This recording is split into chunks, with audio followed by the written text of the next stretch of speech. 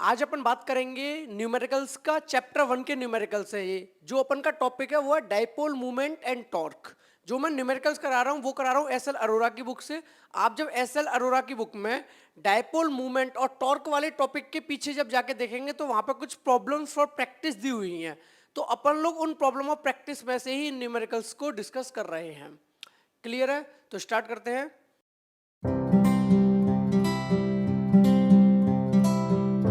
Hello दोस्त, जय हिंद जय भारत। आज का अपन का पहला न्यूमेरिकल है an electric dipole is formed by 4 microcoulomb and -4 microcoulomb charge at 5 millimetre distance. एक इलेक्ट्रिक डाइपोल है और हम लोगों को पता है डाइपोल क्या होता है, जिसमें अपोजिट इक्वल चार्जेस होते हैं, कुछ डिस्टेंस पर सेपरेट होते हैं। तो हमें चार्ज दिया हुआ है, कितना चार्ज लिख लेता हूँ। चार्ज दिया हुआ है 4 माइक्रोकूलम का। कितना? 4 माइक्रोकूलम का।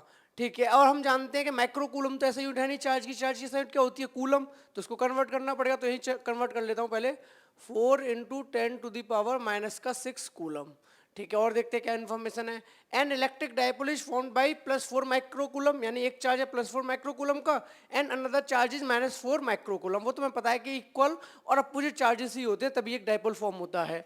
आगे से चार्जेस एट 5 मिलीमीटर डिस्टेंस, उनके बीच का जो डिस्टेंस है वो है 5 मिलीमीटर का। आप लोगों को याद होगा डाइपोल कैसा होता था, ऐसे होता था, देखो -q +q। अब इनके बीच का डिस्टेंस होता था, याद हो तो उसे हम 2a बोलते थे, याद है? -q चार्ज हो गया, उधर +q चार्ज हो गया, इसके बीच का डिस्टेंस उसे हम क्या बोलते थे? 2a।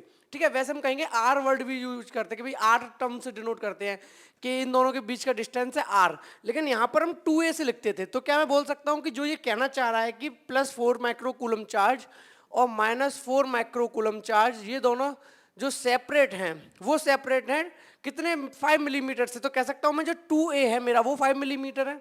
ये बात क्लियर है? ठीक है। तो यहां से मैं कह सकता हूं जो मेरा 2a डिस्टेंस है, कंफ्यूज मत होना, 2 का मल्टीप्लाई हो रहा है, 2a पूरा का पूरा डिस्टेंस है, इसलिए डिनोट कर रहा हूं मैं, सिंपल।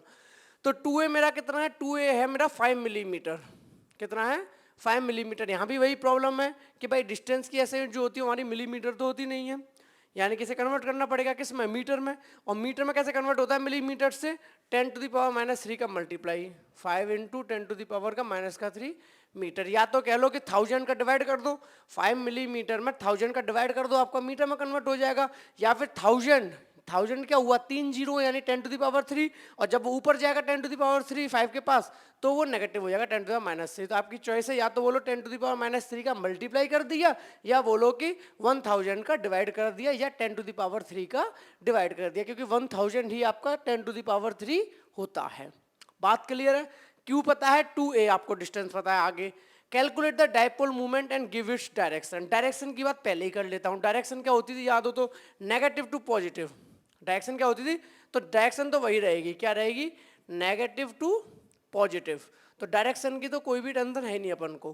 तो जो बोला है ना एंड गिव इट्स डायरेक्शन, तो डायरेक्शन रहेगी -4 माइक्रोकूलम चार्ज से लेके 4 माइक्रोकूलम चार्ज की तरफ, यानी -4 माइक्रोकूलम चार्ज जहां रखा हुआ है और 4 माइक्रोकूलम चार्ज जहां रखा हुआ है प्लस का, उसकी तरफ होगी, -4 से +4 की तरफ, यानी नेगेटिव टू पॉजिटिव। तो ये तो बात होगी मेरे भाई डायरेक्शन की साफ साफ। अब लेकिन बात है डाइपोल मूवमेंट निकालने की। क्या निकालने की? Dipole movement. आपको याद होगा डाइपोल मूवमेंट को किससे डिनोट करते थे मेरे भाई? पी से डिनोट करते थे, अगर आपको याद हो तो। अब डाइपोल मूवमेंट निकालना है और हमें पता है कि डाइपोल मूवमेंट का एक सीधा सीधा सिंपल फॉर्मूला दिया हुआ है, Q × 2a। यानी कि हमें एक तो आपको चार्ज पता होना चाहिए, चार्ज कितना है, मल्टीप्लाई बाई 2a, यानी कि उसके दो जो चार्ज है जो कि सेम चार्ज है उसके बीच का आपको डिस्टेंस पता होना चाहिए। तो Q क्या होता है? कोई भी चार्ज ले लो, क्योंकि ये वाला चार्ज का मैग्नीट्यूड और ये वाला चार्ज, यानी प्लस चार्ज माइनस चार्ज दोनों का मैग्नीट्यूड सेम ही होता है, तो कोई भी ले लो। Q × 2a पुट कर देता हूँ वैल्यू, देखो Q यानी कि चार्ज की बात कर रहा है। चार्ज मैंने अभी ऊपर लिखा, Q कितना था मेरा? 4 माइक्रोकूलम, लेकिन 4 माइक्रोकूलम को यूज नहीं कर सकता क्योंकि ये अपन के ऐसा यूनिट में नहीं है, इसलिए कन्वर्ट भी किया 4 × 10⁻⁶ कूलम। माइक्रो से उसमें चेंज करने के लिए 10⁻⁶ का मल्टीप्लाई करते हैं। ठीक है। ये कन्वर्जन तो देखो मेरे भाई आपको याद होने चाहिए, सिंपल। तो Q 4 × 10⁻⁶ मल्टीप्लाई बाई, अब देखो डिस्टेंस, यानी कि वो जो दो चार्ज है उनके बीच में डिस्टेंस कितना है। आपको बोला गया था 5 मिलीमीटर का डिस्टेंस है, लेकिन ऐसा यूनिट में नहीं था, तो कन्वर्ट किया था 5 × 10⁻³ मीटर। 5 × 10⁻³ मीटर, यानी कि चार्ज भी कूलम में है, डिस्टेंस या कह लो लेंथ वो भी अपनी ऐसा यूनिट यानी कि मीटर में है। अब सिंपल Q × 2a को जैसे हम सॉल्व करेंगे हमें डाइपोल मूवमेंट की वैल्यू पता चल जाएगी, यानी कि P की वैल्यू। ठीक है। सॉल्व कर दो, 5 4 जा 20 इंटू 10⁻⁻6 से 10⁻⁻3। हम जानते हैं कि अगर बेस सेम हो 10 और 10 तो आपकी पावर्स ऐड हो जाती हैं, यानी कि -6 और -3 दोनों ऐड हो जाएंगे। माइनस माइनस दोनों है तो -6 और -3 को ऐड करो, क्या आएगा -9, यानी ये बन गया 10⁻⁻9। ठीक है, या फिर इसको कैसे लिख सकते हो, अगर एक और स्टेप में लिखना चाहो तो 2 इंटू 10⁻⁻8। कैसे कर दिया मैंने भाई, 10 का मल्टीप्लाई कर दिया, 10 का डिवाइड कर दिया। ये वाली बात तो पता है ना, करके दिखा देता हूँ, कुछ बच्चों को ये भी डाउट हो सकता है। तो देखो भाई कितना आया था मेरा, 20 इंटू 10⁻�9 है, कितना है 20 इंटू 10⁻⁻9 है, यही तो है। अब एक बात बताओ, इतनी तो मैथ समय इजाजत देता है कि भाई अगर आप चाहो तो यहाँ पर 10 का तो मल्टीप्लाई कर दो और 10 का ही डिवाइड कर दो, जितना मल्टीप्लाई किया है उतना ही डिवाइड कर दोगे तो आपके जो एक्सप्रेशन है या वैल्यू है उसमें कोई भी फर्क नहीं पड़ता। तो जैसे ही मैंने 10 का डिवाइड किया और 10 का मल्टीप्लाई किया तो देखो 0 से 0 कट गया, ये रह गया 2। लेकिन यहाँ पर देखो 10⁻⁻9 और इधर है 10⁻1, 10⁻⁻9 इधर है 10⁻1, तो माइनस प्लस क्या हो जाएगा माइनस, तो 9 में से 1 जाएगा तो कितना बचेगा 8, लेकिन 9 बड़ा है तो उसका साइन आएगा तो 10⁻⁻8। तो इसीलिए मैंने इसको लिख दिया 20 इंटू 10⁻9 को 2 इंटू 10⁻8। यहाँ से क्लियर हो गया बिल्कुल, यहाँ तक कोई डाउट, किसी भी तरह का कोई भी डाउट हो कमेंट करके मुझे भाई जरूर बताना। ठीक है, अब बात कर लेते हैं यूनिट की। यूनिट क्या रखोगे, तो यूनिट रखने का तरीका मैंने क्या बताया है, या तो आप याद कर लो, अगर नहीं भी याद है तो क्या करो, फॉर्मूले के अंदर जो जो फिजिकल क्वांटिटी यूज हो रही हैं उनको अपनी अपनी ऐसे यूनिट में रखो। आपको अपने डाइपोल मोमेंट की यूनिट पता चल जाएगी। चार्ज किस में होता है, कूलम, सी लग गया, मल्टीप्लाई हो रहा है 2a यानी कि लेंथ यानी कि मीटर, तो कूलम मीटर, तो आपका डाइपोल मोमेंट यानी कि p जो है वो आ गया 2 इंटू 10⁻⁻8 कूलम मीटर।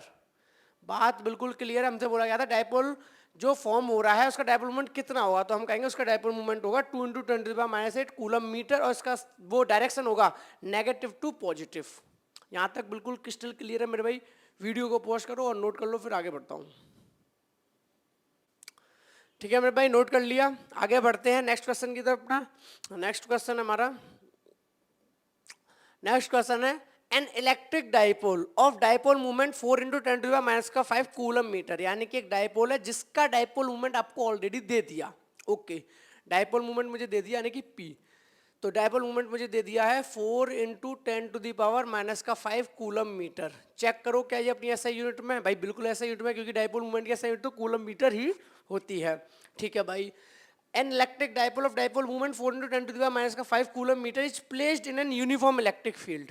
उस डाइपोल को प्लेस किया गया है यूनिफॉर्म इलेक्ट्रिक फील्ड के अंदर। ठीक है भाई, यूनिफॉर्म इलेक्ट्रिक फील्ड के अंदर रख दिया, यानी कि ई दिया हुआ है, ई दिया हुआ है 10⁻³ न्यूटन पर कूलम। क्या इलेक्ट्रिक फील्ड अपनी ऐसा यूनिट में, बिल्कुल है, क्योंकि न्यूटन फोर्स की ऐसा यूनिट है और कूलम चार्ज की ऐसा यूनिट है, दोनों ही अपनी अपनी ऐसा यूनिट में, यानी कि ये बिल्कुल ठीक लिखा हुआ है electric field Newton per coulomb.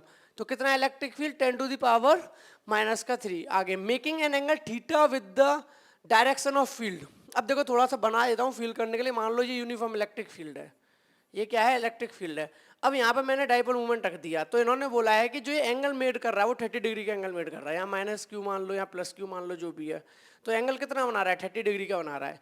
तो ये डाइपोल हो गया -q + q, और ये यूनिफॉर्म इलेक्ट्रिक फील्ड हो गया, पैरेलल लाइन से डिनोट कर दिया मैंने। ये क्या हो गया मेरे भाई, uniform electric field, dipole place कर दिया, एंगल बना रहा है 30 एंगल किस किस के बीच में, आपके डाइपोल और इलेक्ट्रिक फील्ड। ठीक है भाई, एंगल 30 डिग्री है तो थीटा लिख देता हूँ, थीटा मेरा दिया हुआ 30 डिग्री। आगे with the direction of the field, ठीक है, डायरेक्शन ऑफ फील्ड के साथ डाइपोल का एंगल 30 डिग्री है, वेरी गुड।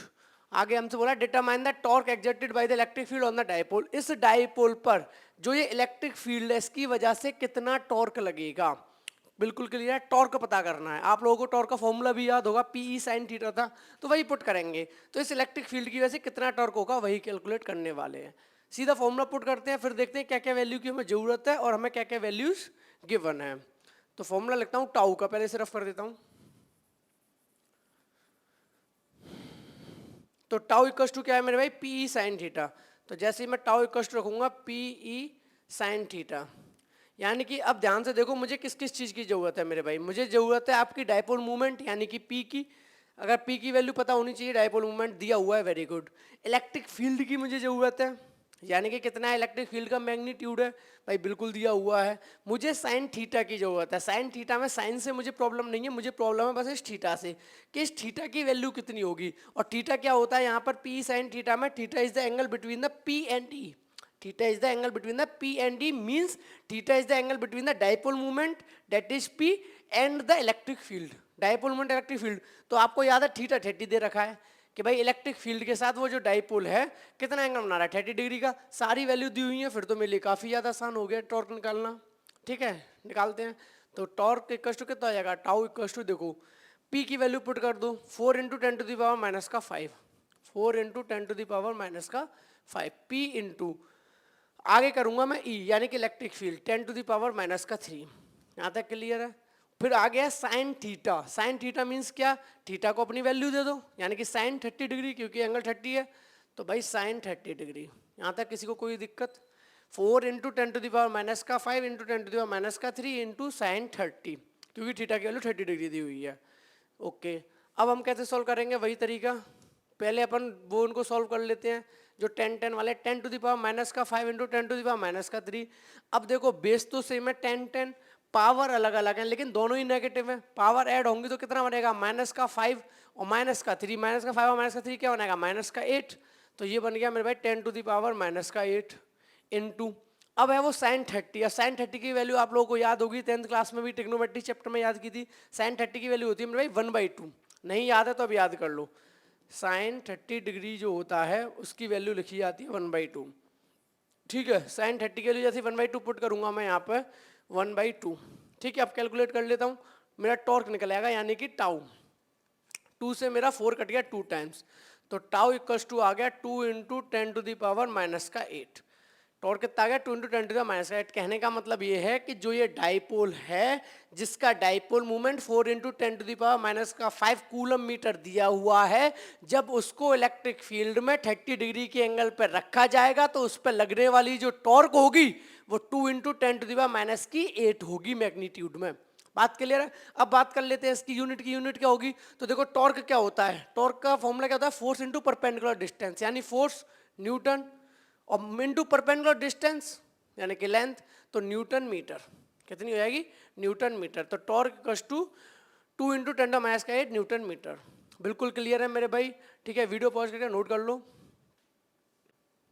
नोट कर लिया, ठीक है मेरे भाई। तो आपको थोड़ा सा फील आ गया कि ये कहना क्या चाह रहा है। ये सिंपल ये कहना चाह रहा है कि एक मेरा डाइपोल है जिसका डाइपोल मूवमेंट मैंने दे दिया, कितना दिया, 4 इंटू 10 टू द माइनस का 5 दिया। उस डाइपोल मूवमेंट को जब इलेक्ट्रिक फील्ड में रखा गया, कितने इलेक्ट्रिक फील्ड में रखा गया, 10 to the power minus 3 newton per coulomb के इलेक्ट्रिक फील्ड में रखा गया। कितने एंगल पर रखा गया, 30 डिग्री के एंगल पर रखा गया। तो बताओ उस टॉर्क पर कितनी, वो सॉरी इस डाइपोल पर कितनी टॉर्क लगेगी।